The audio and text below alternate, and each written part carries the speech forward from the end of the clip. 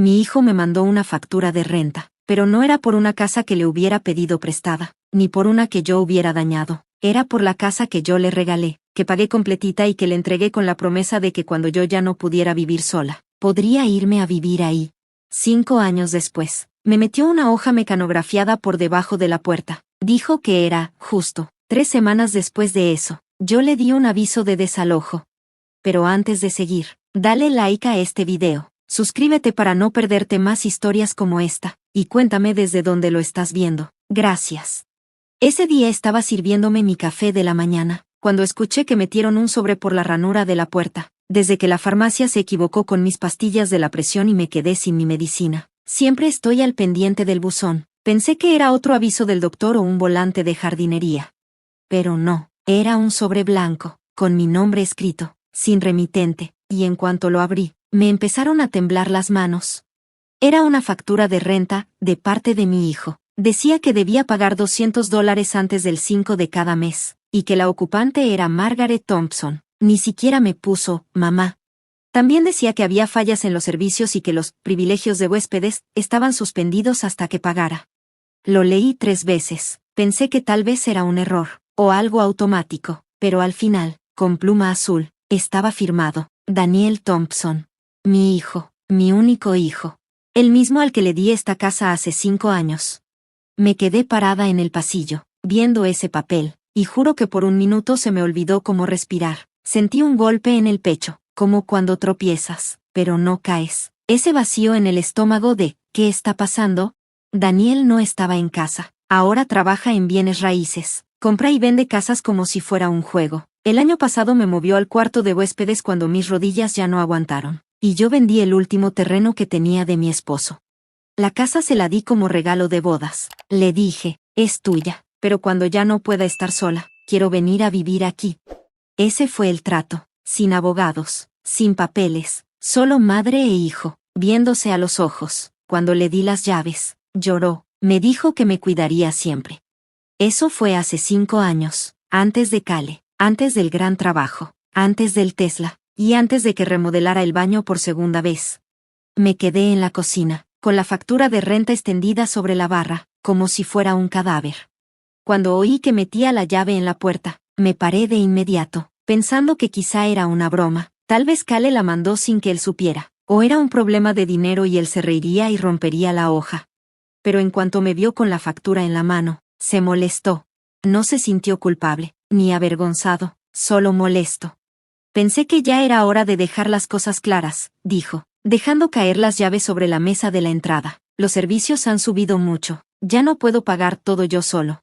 Ni siquiera se sentó, no me preguntó si ya había comido. Me quedé ahí parada, con los brazos cruzados, sintiéndome como si fuera una intrusa en mi propia casa. Le pregunté si se acordaba de lo que le dije cuando le regalé la casa, que el trato era que cuando ya no pudiera vivir sola, me vendría a vivir aquí. Se encogió de hombros. Eso fue hace 5 años. Mamá, las cosas cambian. Dijiste que era temporal. Pasó junto a mí, abrió el refri como si yo no existiera. Comes lo mismo que yo compro. Usas el internet. No puedo estar pagando por otro adulto, más todos los demás gastos. Le pregunté si esto era idea de Cale. No me contestó, solo seguía viendo dentro del refri. Luego agarró una botella de agua y dijo, no hagas un drama, es solo la renta, todos pagan renta. Le pregunté si estaría bien que durmiera en mi coche. Se rió. Deja de ser tan emocional. No lloré frente a él, me esperé hasta que se fue arriba. Luego regresé a mi cuarto. Metí unas cosas en una bolsita y me fui. No azoté la puerta. No dije nada. Solo me fui.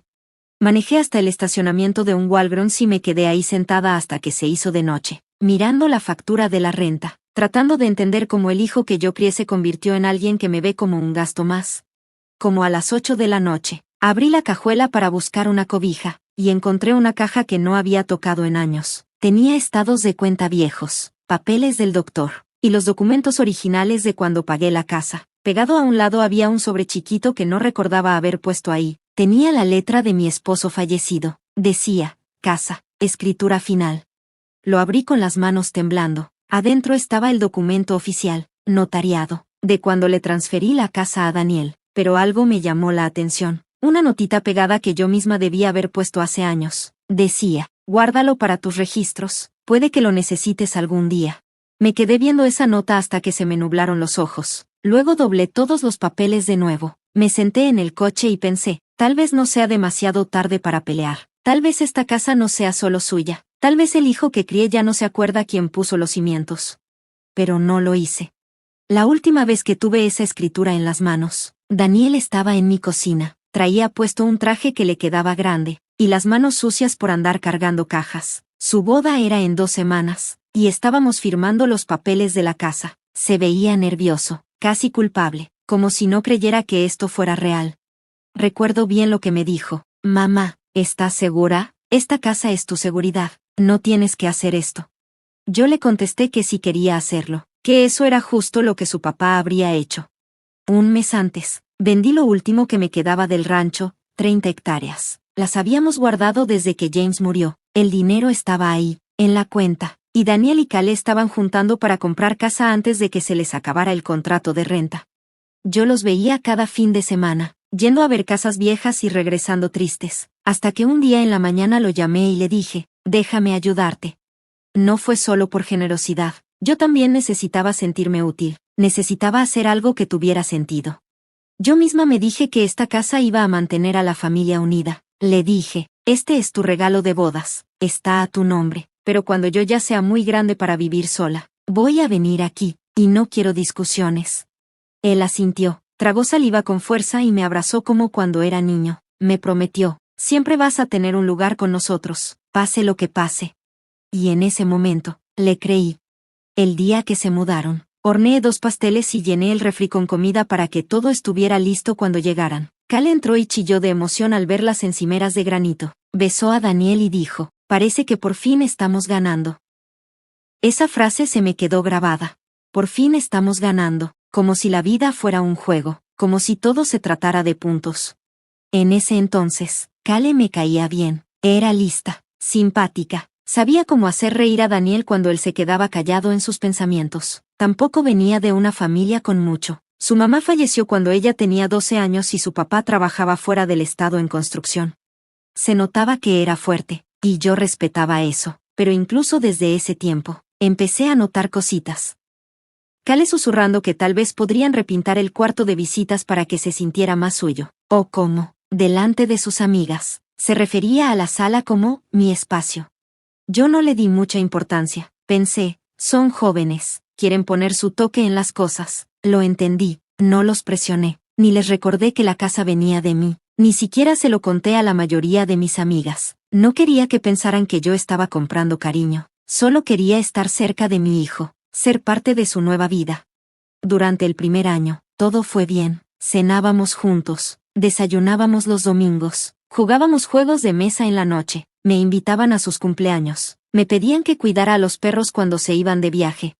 Yo todavía tenía mi departamento, pero guardaba una bolsita con ropa en su casa, por si acaso. Cuando la artritis me daba fuerte, Cale me traía parches térmicos. Daniel todavía me llamaba 2 veces por semana. Pero todo cambió cuando Cale entró a trabajar en esa empresa de diseño. Empezó a trabajar más horas, se vestía diferente, y sus nuevos amigos tenían más dinero. De repente, el barrio ya no le parecía lo suficientemente moderno. Empezó a remodelar todo, nuevas lámparas, nuevo jardín, más deudas. Daniel la siguió, remodelaron la cocina, cambiaron las instalaciones, invirtieron en todo. Y empezó a hablar de usar la casa para hacer negocios, para invertir. Ahí fue cuando me empezó a dar mala espina. Le pregunté si todavía recordaba el trato que habíamos hecho. Me dijo, claro, mamá, no te preocupes, esta también es tu casa. Pero yo ya lo sentía, como una grieta, como una pequeña separación que apenas comenzaba. 2 años después, me resbalé en la entrada de mi depa y terminé en urgencias. Daniel fue por mí, me llevó a su casa y me dijo, te vas a quedar con nosotros un rato, hasta que te mejores. Y así fue como el cambio se volvió permanente. Terminé mi contrato de renta y me mudé al cuarto de visitas. Al principio todo estaba bien. Cale me ayudó a decorarlo. Daniel me compró un colchón nuevo. Me sentí bienvenida. Pero con el tiempo, empecé a notar esa distancia silenciosa, esa frialdad que entra sin hacer ruido. Cale empezó a ponerle llave a la alacena. Daniel se le olvidó surtir mis medicinas. Dejaron de invitarme a las cenas con sus amigos. Cale empezó a decirme Margaret en vez de mamá. Y yo, ay Dios, ayúdame, me quedé callada. Me decía a mí misma que era solo el estrés, que era temporal, que tenía que aguantar, porque eso es lo que hacen los papás, aguantar. Hasta que llegó esa carta. Hasta que Daniel me vio directo a la cara y me llamó una carga financiera. Esa noche, después de encontrar la escritura y esa nota vieja pegada en la caja del coche, me quedé sentada en el estacionamiento del Walgreens. Me puse a pensar en todo. En el momento exacto en que le entregué la casa. Todavía podía ver las manos de Daniel temblando cuando firmó. Todavía sentía la esperanza que él tenía. Y ahora, solo sentía una rabia callada, como fuego por dentro. No era por el dinero, ni siquiera por la falta de respeto. Era por la traición a una promesa que debía valer más que cualquier papel. Más que un contrato. Encendí el coche. Me faltaba revisar un lugar más, mi bodega. Había cosas ahí que no tocaba desde que murió James. Tal vez algo ahí me sirviera. No sabía qué, pero sí sabía que esto no se había terminado, ni de cerca. Manejé directo a la bodega esa misma noche, con el café en el cuerpo y el coraje a tope, esa mezcla de humillación y enojo que da energía. En cuanto abrí la cortina de metal, sentí el aire seco lleno de polvo. Pero sabía exactamente qué caja buscar: tapa azul, esquinas selladas con cinta gris, y un letrero que decía cosas de la casa. La arrastré al pasillo, me arrodillé, aunque me dolían las rodillas, y empecé a buscar fotos viejas, la evaluación de la casa, reportes de inspección, hasta una carta del agente de bienes raíces felicitándome por empezar un legado familiar. Me dolió leer eso. Seguía buscando con desesperación, correos, alguna firma de Cale, lo que fuera que la involucrara en el acuerdo. Pero no encontré nada. Cerré la caja con las manos temblando, el cuerpo adolorido en partes que ya ni recordaba. Me quedé sentada un buen rato, oliendo puro cartón y aire seco. Y entonces me cayó el 20, como un golpe en el estómago. Cale nunca firmó nada. Porque nunca tuvo que hacerlo. Daniel hizo todos los trámites, pero ella estaba ahí, en la habitación, cuando le di la casa. Y si lo que yo empezaba a sospechar era cierto, que esa carta de renta no fue una idea al azar, sino parte de un plan, entonces iban a dejar rastros. En algún lado, tenía que haber señales. A la mañana siguiente, fingí que todo estaba normal. Regresé a la casa cuando Daniel no estaba. Cale estaba sola, descalza, en pants de yoga, con el celular en una mano y un portapapeles en la otra. Al principio no me escuchó entrar. Estaba en la cocina, tomando fotos, moviendo un florero de lugar, diciendo cosas como luz natural pop y mezcla moderna con toque rústico. La vi unos segundos, luego le pregunté, ¿qué estás haciendo? Se sobresaltó tantito, se giró, y me sonrió como si la hubiera cachado haciendo algo bonito. Ah, hola, Margaret, nada importante, nomás unas fotos para Airbnb. ¿Vas a rentar la casa?, le pregunté. Solo una habitación, me dijo, no es gran cosa. Pero no era solo una habitación. Miré detrás de ella, hacia la sala, y vi etiquetas de precios en los cojines, volantes de renta vacacional, una lista de pendientes, mantenimiento, sellar grietas, limpieza de alfombras, inspección de la chimenea. Eso no era solo una renta temporal, eso era todo un plan. Era una inversión, eso estaba claro. No pedí permiso. Caminé directo por el pasillo hasta el cuarto de invitados, mi cuarto, y abrí la puerta. La mitad de mis cosas ya no estaban, mis libros, mi cobijita, hasta el cuadro de James. Y la foto mía, la de nuestra boda, también había desaparecido. Me volteé y le pregunté, ¿qué es esto? Ni se inmutó, solo dijo, pensamos que pronto te ibas a mudar. Daniel y yo hablamos. Dijo que estabas pensando en buscar un espacio solo para ti. Sentí un nudo en la garganta. Le dije, yo nunca dije eso. Se cruzó de brazos, helada. Bueno, como sea, necesitamos el dinero. No es nada personal. Saqué mi celular y empecé a grabar. Se dio cuenta, y su tono cambió un poco, pero no lo suficiente. Dijo, mira, no es que te estemos corriendo, solo estamos haciendo las cosas más claras. Si pagas renta, te puedes quedar, pero si no, si necesitamos esa habitación. Le pregunté, ¿esto fue idea tuya? No respondió, solo levantó una ceja, como esperando que yo entendiera sola. Seguí grabando, tranquila, le dije, Daniel me prometió que yo podría vivir aquí el resto de mi vida. Ese fue el trato. Ella puso los ojos en blanco. No había contrato. Margaret, fue un regalo, y los regalos no tienen condiciones. Ahí fue cuando entendí que no era una víctima más. Ella estaba detrás de todo esto. Tal vez no sola, pero sí metida de lleno, lo suficiente como para hacer que Daniel me viera como un estorbo. Luego me sonrió, falsa, tensa, y dijo, pensamos que no ibas a pelear, que serías razonable. Ahí paré la grabación y me salí sin decir nada. Manejé hasta el estacionamiento de la biblioteca, me conecté al wifi gratis, y me mandé el archivo por correo, uno para mí y otro para el abogado. Ni siquiera escuché la grabación, solo sabía que esa era la prueba que necesitaba. Y por primera vez desde que todo esto empezó, no me sentí débil. Sentí que algo estaba cambiando, como si no me fueran a borrar así nomás, en silencio. Al día siguiente, me senté en la oficina del abogado, con el bolso apretado entre las manos, como si fuera lo único que me sostenía. Se llamaba Michael Crane, tendría unos 40 años, tenía un café a medio tomar sobre el escritorio. Me lo recomendó Marche, una amiga de la iglesia. Dijo que él ayudó a su hija a salirse de un contrato horrible con un ex.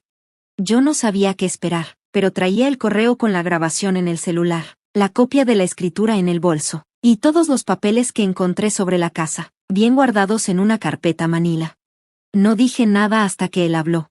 Primero revisó los documentos en silencio, sin mostrar ninguna emoción, luego se recargó y me preguntó, ¿me estás diciendo que le diste la casa a tu hijo como regalo, pero con el acuerdo de palabra de que tú podías vivir ahí para siempre?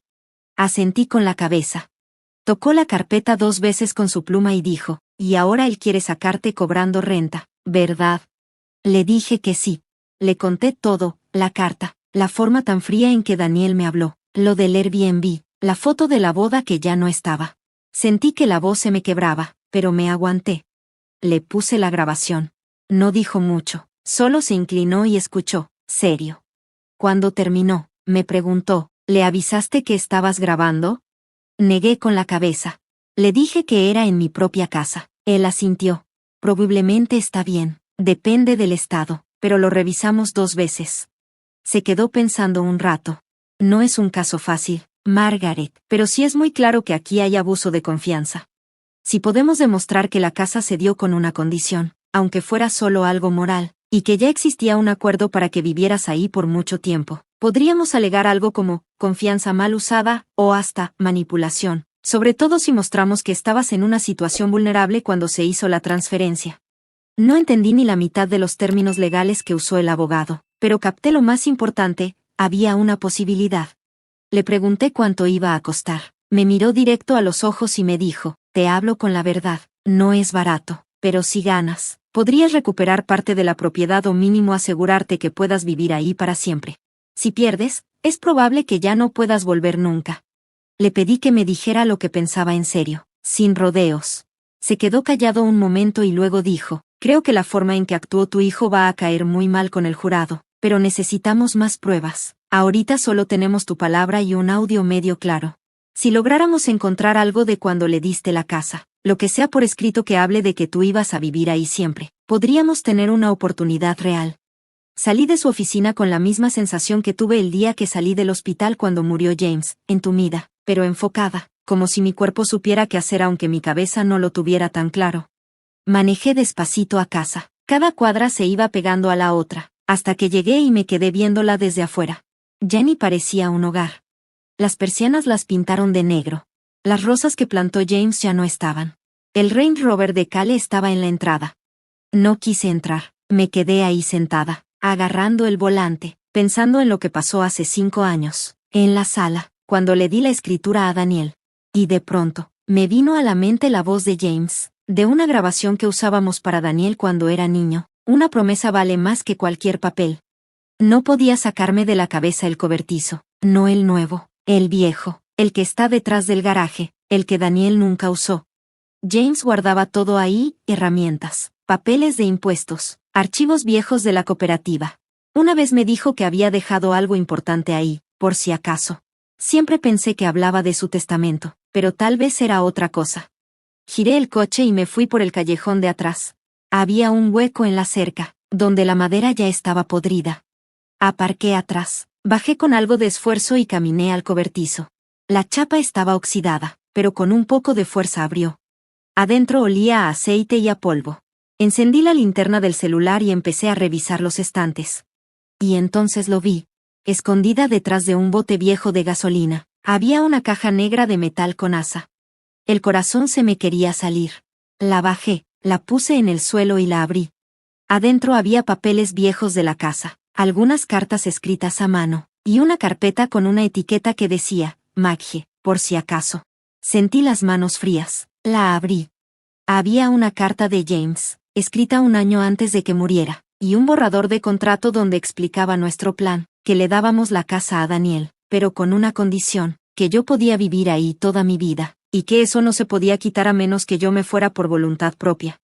No estaba firmado, pero ahí estaba. La letra de James era clarita, inconfundible. Me senté en el suelo del cobertizo, con la carta en las piernas, las lágrimas nublándome los ojos, y susurré en voz bajita, gracias, James, gracias por pensar en el futuro. Luego me levanté, me limpié la cara y caminé de regreso al coche, abrazando la caja contra el pecho como si fuera mi salvavidas, y la verdad, sí lo era. Al día siguiente, me presenté en la oficina de Michael antes de que acabara su primer café. No llamé, no me importó. Entré con la caja negra bien apretada contra las costillas, como si llevara algo que no podía soltar ni por error. Su asistente intentó detenerme, pero creo que al verme la cara, supo que era mejor no meterse. Michael salió de su oficina, me vio y me hizo una seña para que pasara. Me senté, puse la caja con cuidado sobre su escritorio y la abrí, le pasé el borrador de la carta y le dije, lee esto. No me hizo preguntas, se acomodó los lentes y empezó a leer la carta de James y luego el contrato. No cambió mucho su expresión, pero sus ojos sí, se puso serio, enfocado. Esto ayuda, dijo despacio, no está firmado, pero tiene fecha y deja clara la condición del regalo. Y viniendo de tu esposo, eso demuestra intención, eso es clave. Le conté todo, lo de la caja, el cobertizo, las cosas que James me dijo, por si acaso. Michael iba pasando las hojas despacio, como si fueran papel muy frágil.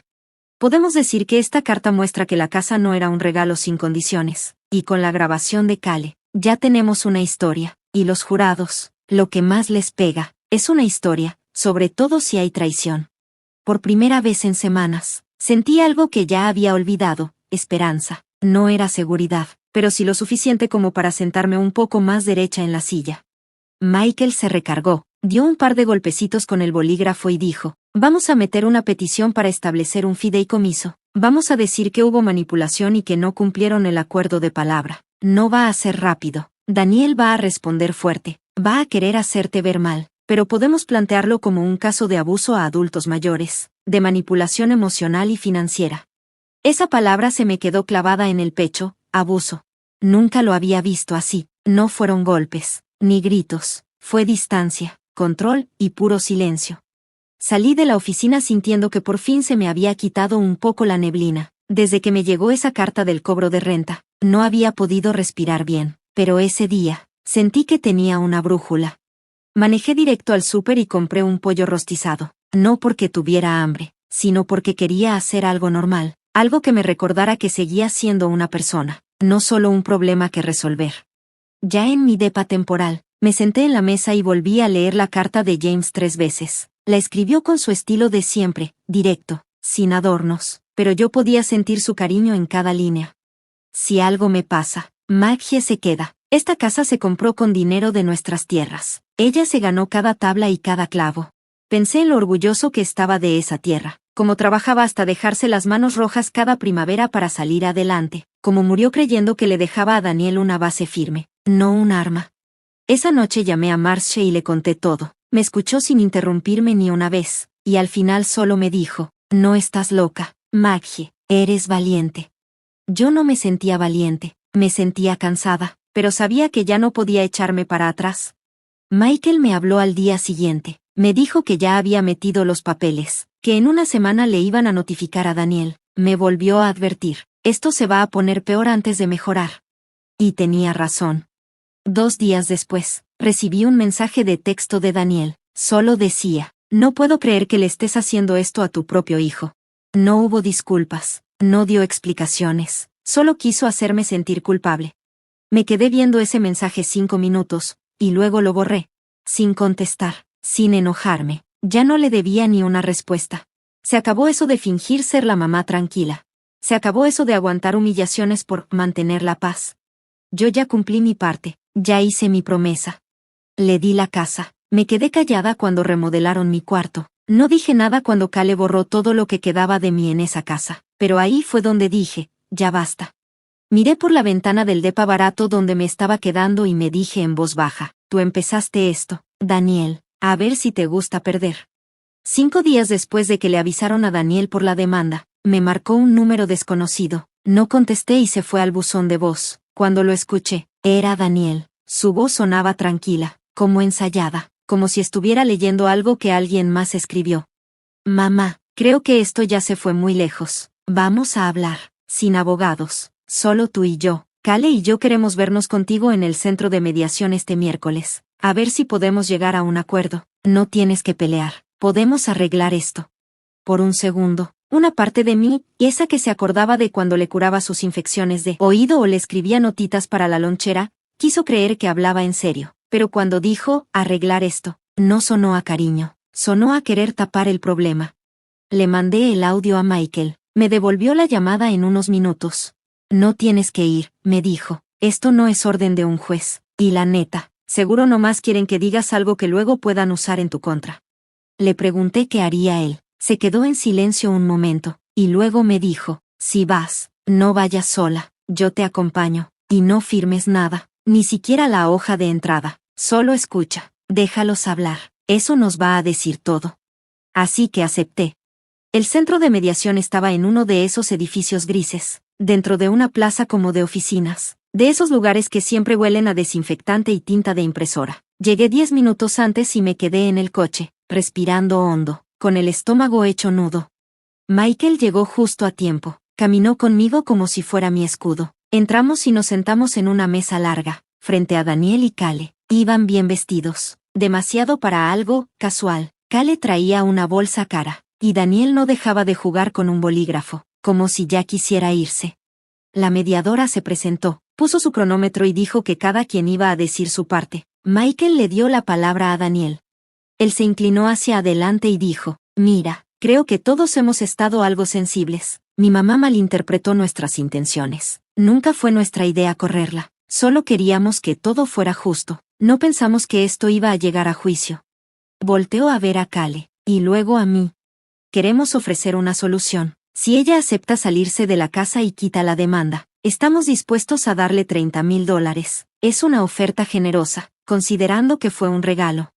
Lo miré sin parpadear. ¿30,000? ¿Por una casa que está en la tierra de mi esposo, que se pagó con el dinero que sudé, con mi promesa, mi confianza, mi dignidad? Antes de que yo dijera algo, Michael se acercó un poco y preguntó, ¿y qué pasa si ella no acepta? Daniel parpadeó. Entonces dejaremos que el juez decida, pero se va a poner feo. Nadie gana así. Kale metió su cuchara, y ya tenemos todo el Airbnb reservado hasta el próximo trimestre. Solo estamos tratando de mantener el orden. Ahí fue cuando me cayó el 20. Esto no era para resolver nada, era por negocios. No querían paz. Querían que yo me fuera antes de que afectara sus ingresos. Michael fue directo. ¿La casa está en venta o ya está rentándose por internet? Kale dudó. Daniel dijo que no, pero Michael sacó una hoja impresa de una página de rentas de corto plazo. Tenía fotos tomadas hace unos días, con fecha y todo. Le estás mintiendo al mediador. Eso arruina todo el proceso, dijo Michael. El mediador se veía incómodo, pero se dio cuenta. Daniel se puso a la defensiva. Esto es acoso. Ella está usando la muerte de mi papá para manipular las cosas. Yo iba a contestar, pero Michael me apretó la muñeca con suavidad y me susurró, no digas nada, déjalos que se hundan solos. Kale empezó a buscar papeles en su carpeta, como si quisiera sacar algo que la salvara, pero ya era tarde. El mediador paró la reunión antes de tiempo. Recomiendo que esto lo resuelvan en la corte. Aquí ya no hay confianza. Cuando salimos, Daniel trató de seguirme al pasillo. Mamá, por favor, podemos arreglar esto. Somos familia. Me di la vuelta y le dije, con la voz firme aunque el corazón me temblaba, no, Daniel, tú no eres familia. Eres alguien que usó esa palabra para quedarse con una casa gratis. Y salí al sol, con la cabeza en alto, el corazón latiendo fuerte y, por fin, sintiendo que la tormenta empezaba a moverse a mi favor. Después de esa mediación fallida, todo empezó a avanzar más rápido. Ya estaban fijando la fecha del juicio. El abogado de Daniel metió un papel para intentar que se cancelara todo. Michael me advirtió que me preparara para ataques personales. Van a escarbar todo, me dijo, tu dinero, tu salud, tu historia familiar. Le respondí que no tenía nada que esconder, pero en el fondo sabía que había cosas del pasado que nunca había contado, no porque me dieran pena, sino porque pensé que ya no importaban. Eso cambió cuando llegó una carta del tribunal. Pedían documentos de identificación y cualquier papel relacionado con el nacimiento y la adopción de Daniel. Esa palabra me cayó como un balde de agua fría, adopción. Me quedé sentada en el sillón con la hoja en la mano, sin poder respirar. Habían pasado años desde la última vez que pensé en eso. Daniel nunca lo supo. James y yo nunca se lo dijimos. Tenía apenas 2 años cuando me casé con James. Su mamá biológica, la ex de James, había renunciado a la custodia sin decir nada. Firmó los papeles y desapareció. Yo me convertí en su mamá legal antes de que él supiera siquiera qué significaba la palabra mamá. Me decía así desde que aprendió a hablar. Nunca quise que sintiera que era diferente. Para mí, él siempre fue mi hijo, en todos los sentidos. Él era mío. Pero ahora ese detalle regresaba como un fantasma que pensé que había quedado enterrado. Llamé a Michael. Su voz era tranquila, pero noté el cambio en su tono. Esto puede jugar a nuestro favor. O en contra. Puede que ellos digan que no tienes derecho legal a reclamar la casa porque no hay lazo de sangre, pero si lo usamos bien, podemos mostrar algo más fuerte, que tú lo criaste, lo cuidaste y lo amaste sin ninguna obligación, le diste un hogar, un nombre, un legado, sin que fuera tuyo por sangre. Le pregunté, ¿crees que eso le importe al juez? A los jurados les importa el amor, Maggie, solo hay que mostrarles cuánto te costó. Esa noche saqué un álbum de fotos viejo que no tocaba desde hacía años. Tenía fotos de Daniel a los 3, a los 6, a los 12, pasteles de cumpleaños, rodillas raspadas, proyectos escolares, cosas que no salen en los papeles legales, pero que valen más que cualquier documento. Me detuve en una foto. Yo sentada con Daniel en las piernas, abrazándome del cuello, James al fondo, un poco borroso, pero sonriendo. Recordé ese día perfecto. Fue la primera vez que Daniel me dijo, mamá, en público. Estábamos en el zoológico. Vio a un león. Me volteó a ver y dijo, mamá, tiene la boca ruidosa como tú. Me reí tanto que lloré. Esa noche, James me dijo, ya no hay vuelta atrás. Eres todo su mundo ahora. Al día siguiente, Michael me pidió que le llevara cualquier documento oficial sobre la adopción, papeles del juzgado, cambios de nombre, lo que fuera. Me puse a revisar la caja que traje del cobertizo, y entre papeles viejos de impuestos encontré un sobre manila. Adentro estaban los papeles de adopción, firmados y sellados. También encontré una nota que James había escrito el día que metimos la solicitud. En el papel decía, hoy hacemos esto porque el amor vale más que el ADN. Maggie ya es su mamá. Esto solo es para poner en orden los papeles, dijo Michael. Le llevé los documentos y lo vi mientras los revisaba con calma. Esto cambia todo, dijo. Si presentamos esto, podemos enseñarle al jurado que tú le diste tu vida a este muchacho sin que nadie te obligara. No solo le diste una casa, le diste todo. Yo asentí, pero sentía el corazón bien apachurrado. Sabía que Daniel no tenía idea de su adopción y me dolía que eso pudiera salir en la corte, frente a extraños, como si fuera algo para atacarlo, pero ya no tenía opción. Esa semana, el abogado de Daniel mandó otra carta. Ahora me exigían salirme de la casa en 30 días. O iban a pedir una orden de restricción. Le mandé la carta a Michael sin ni siquiera leer el último párrafo. Ya no había que andarse con cuidado. Daniel quería pelear. Y yo tenía una última cosa que recordarle. Puede que no sea su mamá de sangre. Pero fui la única que se quedó. Y ya me cansé de quedarme callada. La mañana de la audiencia me desperté antes de que saliera el sol. Me senté en la orilla de la cama, en mi pequeño departamento, y me quedé viendo la pared un buen rato. Sentía como si todo estuviera en calma, pero por dentro, traía la tormenta.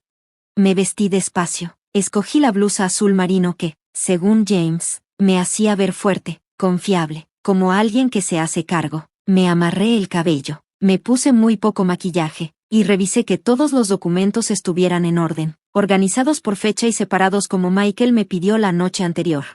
Cuando llegamos al juzgado, sentía como si mi propia piel no me quedara bien, como si estuviera en un sueño raro, donde nada se sentía conocido, pero todo importaba. Michael iba a mi lado, tranquilo como siempre, con su maletín en la mano, saludando con la cabeza a los otros abogados en el pasillo como si fuera cualquier día.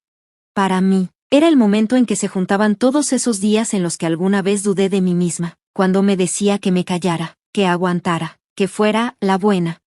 La sala del juzgado no era grande, pero estaba fría y con mucha luz. Daniel se sentó justo enfrente de mí, con los brazos cruzados, usando un traje gris oscuro y una sonrisa que no le veía desde que era adolescente y trataba de librarse de una multa. Cale estaba a su lado, sin mirarme, viendo su celular hasta que el encargado le pidió que lo guardara. Entró la jueza, una mujer de unos 60 años, con mirada fuerte y seria. Llamó el caso y todo empezó. Michael fue el primero en hablar. Explicó cómo James me había dado la casa con un acuerdo verbal, cómo yo me mudé ahí confiando en ese acuerdo, y cómo Daniel rompió esa promesa al querer cobrarme renta y echarme. Presentó la carta de James, un audio de Cale, y los papeles de adopción. Todo estaba marcado y entregado como prueba. Después, leyó en voz alta las palabras de James. Por un momento, la sala se quedó en silencio, no un silencio tenso, sino uno que se sentía conmovido. El abogado de Daniel trató de objetar, diciendo que esos papeles no tenían peso legal, que eran sentimentales o rumores, pero la jueza no le dio la razón. Cuando fue el turno de Daniel, habló con mucho cuidado, como si ya trajera el discurso ensayado. Dijo que agradecía lo que yo había hecho por él, pero que nunca aceptó un acuerdo de por vida, que él me recibió como huésped, no como alguien que iba a vivir ahí siempre, que mi presencia estaba afectando su matrimonio y su situación económica. Nunca me volteó a ver. Cuando el abogado de Daniel quiso decir que, como hijo adoptivo, no tenía derecho legal a las cosas de la familia, Michael se paró y con mucha calma le respondió, citando por lo menos 3 casos parecidos donde la corte sí respetó las relaciones de adopción. Luego vino lo que nadie esperaba. Michael hizo que Cale fuera a declarar. Ella se veía sorprendida, pero se calmó y subió al estrado. Al principio trató de no tomar partido, pero cuando la empezaron a preguntar, su voz se quebró. Admitió que sí, que ella les había dado la casa, que sí, Daniel le había dicho desde un principio que algún día viviría con ellos, que sí, habían planeado juntos la carta de alquiler para sacarme. No querían ser malos, dijo con voz temblorosa, solo que no pensaron que yo les iba a responder. Esa frase se me quedó pegada en la cabeza, no pensamos que ella contraatacaría. El juez escuchó sin mostrar nada, luego volteó a ver a Daniel y dijo, parece que sus acciones muestran una gran falta de confianza y un deber moral que no cumplieron. Aunque no haya un contrato escrito, la evidencia muestra que hubo un acuerdo verbal y una promesa familiar que después ignoraron, y eso sí tiene peso. El juez anunció que dará su fallo formal en 72 horas y les pidió a los dos que no hicieran nada mientras tanto. Cuando nos levantamos para salir, Daniel quiso decir algo, pero el encargado ya nos estaba guiando para que nos fuéramos. No quería escuchar su disculpa ensayada. No necesitaba que me dieran ánimo, solo necesitaba respirar. Afuera del juzgado, bajo un cielo blanco y claro, sentí que todo el dolor, la humillación y la angustia que tenía guardados empezaban a soltarse. Todavía no estaba completa, no había terminado, pero ya no era invisible. Me escucharon, y por primera vez en mucho tiempo, no me sentí como una carga, me sentí como alguien que estaba recuperando lo que era suyo. Las 72 horas pasaron lentas, como si el tiempo se hubiera hecho más pesado, como si cada segundo me hiciera dudar si había hecho bien, si me había pasado de lanza, o si algo de todo esto me iba a regresar para castigarme más que el silencio donde solía vivir. Casi no dormí, no salí de mi departamento, puse viejas grabaciones de James leyendo a Daniel cuando era niño, cintas de casetes suaves que no había tocado en más de 10 años, solo para recordar cómo sonaba el amor en nuestra casa. Cuando el secretario del juzgado llamó para avisar que ya tenían el veredicto y que todos debían ir a la lectura, me vestí como si fuera a un bautizo y un funeral al mismo tiempo. Llevaba la misma blusa gris clara que usé en el funeral de James, con mangas largas porque sentía que ya me habían expuesto demasiado. La sala del juzgado estaba callada cuando llegamos. Esta vez no había jurado, solo el juez. Su mazo estaba en el banquillo, como esperando para cerrar una frase. Michael se sentó a mi lado, firme y tranquilo. Daniel y Cale llegaron tarde. Daniel traía el mismo traje que la última vez, Cale con lentes enormes, como si esto fuera a salir en las noticias. El juez no perdió tiempo. Ella contó los hechos en voz alta, diciendo cómo la casa se dio sin papeles legales, pero con un acuerdo de palabra que estaba claro, con pruebas como testimonios, cartas, grabaciones y la forma en que actuaron durante años. También habló del proceso de adopción y explicó que, según la ley, no hay diferencia entre ser papá o mamá biológico o adoptivo cuando se trata de regalar cosas o cumplir con obligaciones familiares. Dijo que querer cobrarme renta no solo estaba mal, sino que, viendo todo, era una forma de romper la confianza familiar y parecía que querían usar eso para obligarme a salir de la casa con presión y control. Entonces la juez tomó su decisión. Ordenó que me dieran un derecho de uso de la casa para toda la vida, es decir, que puedo vivir ahí mientras quiera, sin pagar renta y sin que me molesten. Daniel sigue siendo el dueño legal, pero no puede vender, hipotecar o sacar dinero de la casa mientras yo viva ahí. También le pidió a Daniel y Kale que pagaran los gastos del juicio y que escribieran una disculpa, aunque no sea obligatoria, para que quede en el expediente. Yo no lloré ni sonreí, me quedé sentada dejando que sus palabras me entraran, pesadas y claras como la última lluvia antes de la primavera. Daniel se quedó parado, con la mandíbula y los puños apretados, sin decir nada. Kale bajó la mirada, se había quitado los lentes de sol y se veía pálida. Michael se inclinó hacia mí y me susurró, se acabó, ganaste. Pero no tenía ganas de celebrar, se sentía como si por fin pudiera respirar después de años bajo el agua. Afuera, Daniel quiso acercarse, me dijo mi nombre una vez, no, mamá, solo Margaret. Me volteé a verlo y, por primera vez, no vi a mi hijo. Vi a un extraño que usó mi amor como abrigo y luego lo tiró a la basura cuando hizo mucho calor.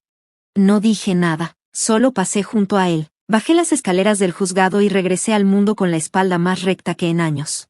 Al día siguiente volví a la casa, estaba muy silenciosa, casi demasiado, como si contuviera la respiración. Las cosas de Daniel ya no estaban, el coche de Kale no estaba en la entrada. Entré solo con una maleta pequeña. La puse en la habitación de invitados y luego hice algo que no hacía desde hace meses, me senté en el sofá, me quité los zapatos y prendí la radio. No había tensión en las paredes ni bordes duros, solo yo en mi casa, justo donde dije que estaría cuando ya no pudiera vivir sola.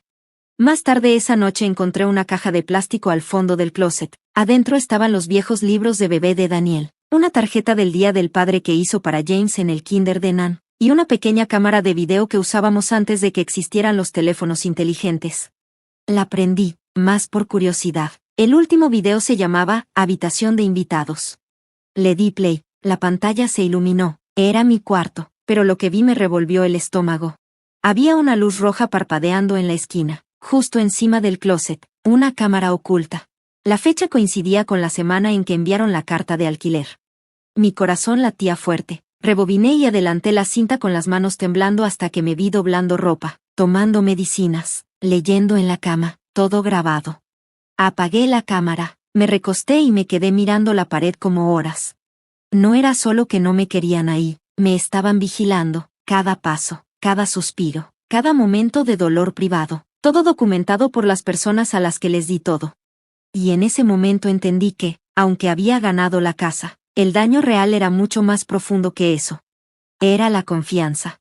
Y eso iba a tomar mucho más tiempo en sanar.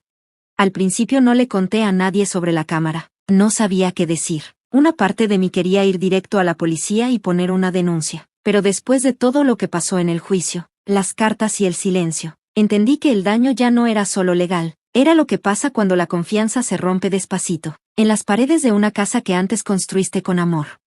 Yo misma quité la cámara. Estaba conectada a una batería portátil y a un aparato Wi-Fi, seguro algo que Kale encontró en internet, y llevaba funcionando semanas. Guardé todo, le puse etiqueta y lo puse en un cajón con llave en la oficina, por si alguna vez lo necesitaba otra vez. Después agarré la cámara de video, la caja con recuerdos de bebé y todo lo que me hacía llorar cuando lo veía, y lo guardé en el ático. No lo tiré ni lo destruí, solo lo guardé porque no estaba borrando mi pasado. Solo estaba saliendo de ahí. Durante las siguientes semanas empecé a vivir en la casa como si fuera mía otra vez, no por hacerme la rebelde ni por rencor, sino porque por primera vez en años sentí que no tenía que cambiar para encajar en la historia de otra persona. Moví los muebles de la sala, regalé la decoración moderna y fría que Kale había dejado, y puse colores cálidos, plantas de verdad y mantas hechas a mano. Conservé la silla favorita de James y la mandé a tapizar de nuevo en azul oscuro, como antes. Pinté otra vez los gabinetes de la cocina con ayuda de Marca y 2 amigas de la iglesia. Hasta reabrí el porche trasero que James había cerrado hace años y lo convertí en un espacio pequeño para leer, con una mecedora y campanillas de viento. Poco a poco la casa volvió a sentirse viva, no solo de estructura, sino también en el corazón. No supe nada de Daniel por semanas, ni llamadas, ni cartas, ni siquiera la disculpa que le pidieron en el juzgado. Me enteré por alguien de la iglesia que él y Kale se separaron, que ella se mudó y sacó su nombre del negocio Airbnb. Al parecer intentó empezar otro negocio en otra ciudad, pero no le fue bien. No sentí satisfacción ni nada. Sentí una tristeza profunda y lenta. Ese tipo de tristeza que llega cuando te das cuenta muy tarde que el niño que tanto amabas nunca te vio como alguien más que lo que le diste. Pero no me quedé parada. No esperé a cerrar ese capítulo. Yo hice mi propio cierre. Empecé poco a poco. Comencé a ir a un grupo de apoyo local para mujeres grandes que habían sufrido abuso financiero y emocional de su familia. Al principio solo escuchaba, luego empecé a compartir y después a organizar. En poco tiempo abrí mi sala de estar 2 veces por semana para lo que ahora llamamos el Círculo de la Sala de Estar. Un lugar seguro donde mujeres como yo podemos hablar sin miedo a ser juzgadas ni sentir vergüenza. Cambié las cerraduras, puse un buzón nuevo, instalé mis propias cámaras de seguridad, no escondidas. Solo lo suficiente para que todos supieran que la casa era mía, segura, y que nadie iba a invadirla ni emocional ni de ninguna otra forma. Una mañana estaba en la cocina sirviendo café cuando el sol de Yumi dio justo en la encimera, y por primera vez desde que James se fue, no sentí que solo estaba sobreviviendo. Sentí que estaba viviendo de verdad, siendo yo misma, a mi manera. En ese momento tranquilo me di cuenta de algo, no había perdido a un hijo. Me había librado de un extraño que alguna vez tuvo la cara de mi hijo. Unas semanas después, una periodista de un periódico local que supo del caso por los registros públicos nos contactó. Me pidió una entrevista para un artículo sobre los derechos de los adultos mayores, la explotación de viviendas y el costo emocional que esto trae entre generaciones. Acepté. Se sentó conmigo en la sala, me hizo preguntas amables y cuando me preguntó cómo quería que me citara, le dije la única frase que realmente importa. Crié a un hombre, desalojé a un extraño. Hay una diferencia. Esa historia se volvió un poco viral. Otras mujeres se acercaron, me enviaron cartas, correos, hasta donaciones. Y así, de repente, la casa dejó de ser el lugar donde me traicionaron. Se volvió el lugar donde me reconstruí. No porque gané en la corte, sino porque recordé quién era antes del silencio, antes de ceder, antes de dejar que alguien más decidiera mi valor. Esta casa no fue un regalo para Daniel. Siempre quiso ser un legado, y por fin empecé a vivir como merezco, y así seguiré.